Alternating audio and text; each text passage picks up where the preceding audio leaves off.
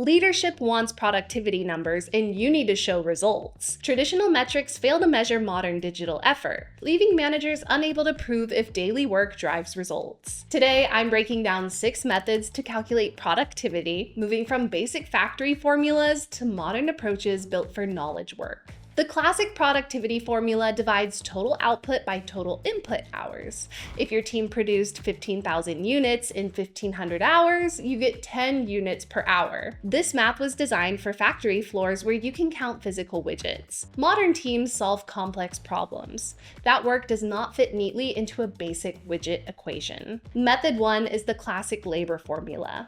You take what your team produces and divide it by the hours they worked. This works beautifully if you manage a call center or track support tickets. Anyone can understand it. The limitation is that you only get part of the story, like judging a movie by watching the first 5 minutes. Method 2 is partial factor productivity. This lets you zoom in on one specific input. Say you spend $50,000 on new software and want to know if it was worth it.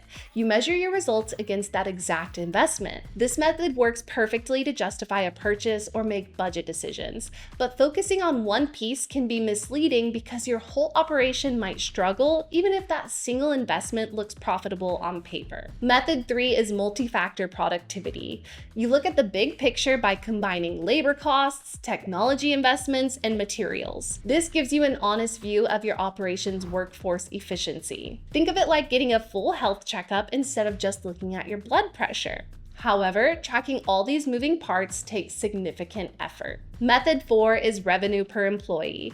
You take your total revenue and divide it by your head count.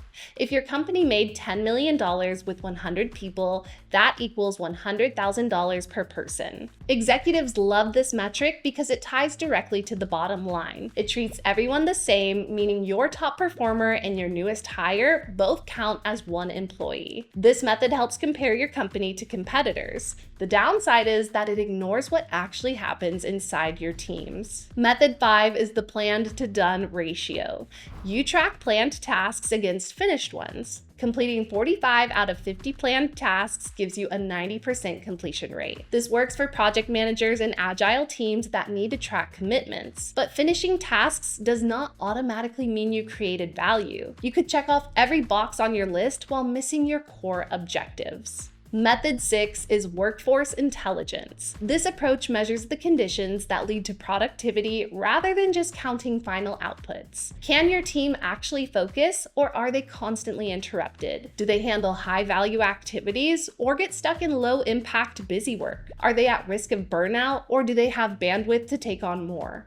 ActivTrak automates this entire process for you. The platform tracks daily focus and capacity in real time, giving you immediate visibility into how your team spends their days. 6 methods. The first 5 give you numbers. The 6th gives you understanding. Managing modern teams requires more than formulas. You need insight into how work actually happens. Check out the link below to see ActivTrak in action. And for more videos like this, subscribe to our channel.